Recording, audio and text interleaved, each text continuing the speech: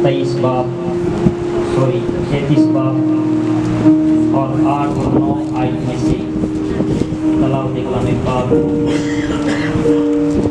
ज़बूर 33 8 9 और 10 आयत में से तलावत कलाम पाक होगी। कलाम खुदा में यूं मरकूम है, सारी ज़मीन खुदावंद से डरे, जहान के सब बाशिंदे उसका खौफ रखें, क्योंकि उसने फरमाया और हो गया, उसने हुक्म दिया और वाक़या हुआ। खुदावंद कौमों की मुशावरत को बातिल कर देता है, वो उम्मतों के मंसूबों को नाचीज बना देता है। खुदावंद अपने कलाम के बस मुझे और आप सबों को बड़ी बरकत बख्शे, आमीन, हालेलुया। सभी बैठेगा, तशरीफ रखिएगा। Yes, hallelujah.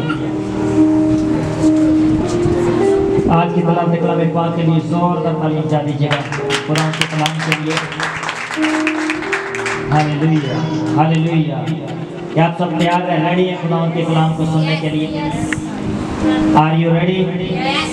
Are you ready? So खुदावंद आप सबों को बड़ी बरकत दे। खुदावंद का कलाम जो दोधारी तेज तलवार से ज्यादा तेज है, और खुदावंद कौमों उम्मतों का खुदा है। खुदावंद आसमानों का रब, लश्करों का खुदा है, और वो वफादारों को भी जानता है और बेवफाओं को भी जानता है। दुनिया बड़ी बेवफा है। खुदा का बंदा अरसलान जोन कहता है, मेरा दिल जो बड़ा हिलेबाज है। दिल क्या जी?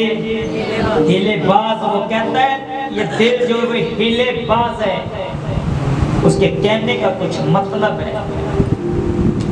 मैं आपको बता रहा हूँ, जितने लोग मेरे साथ मुझसे मिलते हैं, अगर वो यहाँ पर आ जाए तो यहाँ पर बैठने के लिए जगह ना, और लोग बाहर तक खड़े होते हैं। लेकिन लोग वफादार नहीं, मेरे साथ ना हो, लेकिन खुदावंद के साथ इंसान को वफादार होना चाहिए। ऐसा नहीं है कि वो यहाँ पर नहीं आ रही, वो कहीं भी नहीं जा रही। एक बात समझ में आती, वो यहाँ पर नहीं जा रहे, किसी और के पास जा रहे हैं तो बात समझ में आ रही है। किसी और चर्च में जा रहे हैं, खुदावंद के करीब है तो बात समझ में आ रही है। लेकिन अगर वो खुदा के करीब नहीं है तो कहाँ है? आज की तलावत कलाम पाक जो हमने सुनी, लिखा कलाम खुदा में सारी जमीन खुदावंद से डरे, सारी जमीन खुदावंद से डरे, जहान के सब बाशिंदे उसका खौफ रखें, क्योंकि उसने फरमाया और हो गया, उसने हुक्म दिया और वाक़या हुआ। खुदावंद कौमों की मुशावरत को बातिल कर देता है, वो उम्मतों के मंसूबों को नाचीज बना देता है। मैं आपको बताना चाहता हूँ, मेरा और आपका खुदावंद वो रब्बे अजीम खुदा है। आपके खिलाफ होने वाला हर मशवरा खुदावंद नाचीज बनाएगा।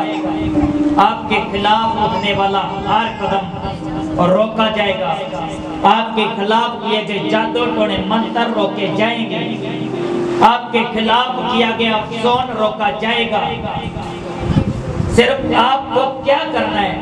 आपको उसका खौफ मानना है। आपको अपने अंदर खुदावंद का डर रखना है। आपको अपने अंदर खुदावंद का डर रखना है। आज बहुत से लोग इब्लीस से डरते हैं, बहुत से लोग शैतान से डरते हैं, लेकिन मेरा और आपका खुदावंद कहता है मत डर, मैं तेरे साथ हूं। हमें जिससे डरना चाहिए उससे डरते नहीं, और जिससे नहीं डरना चाहिए उससे हम डर रहे हैं। आज की आयत में मैंने सुना, सारी जमीन खुदावंद से डरे, जहान के सब बाशिंदे उसका खौफ रखे। जहान के सब बाशिंदे, हर एक फर्द, हर एक मर्द, हर एक औरत, बच्चा, नौजवान, हर शख्स खुदावंद का खौफ अपने अंदर रखे, क्योंकि खुदावंद जिसे चाहे सर बुलंद करे और जिसे चाहे छोटा कर दे। ये उसके हाथ में। बाइबल मुकद्दस में एक शख्स यीशुआ नाम है। मूसा के डेथ के बाद खुदावंद उसे कहता है कि देख, जैसे मैं मूसा के साथ साथ था, मैं तेरे भी साथ साथ रहूंगा।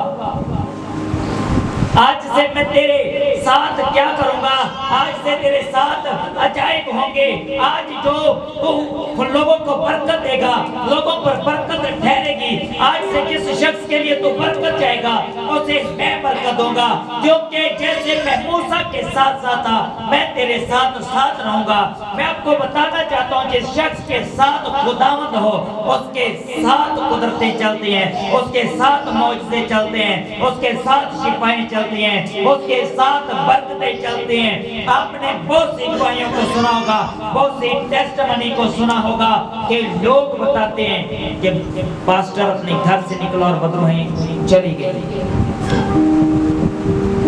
ये मर्दे होता है, इसमें उसका कोई कमाल नहीं, सिर्फ खुदावंद उसके साथ साथ है।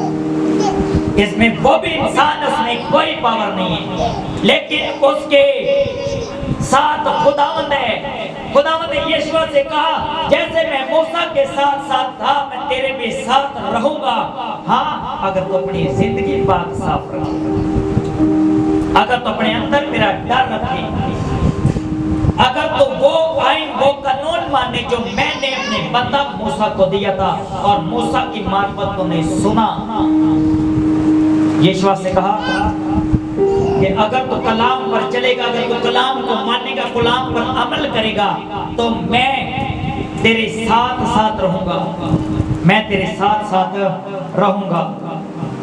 उसने आमीन किया।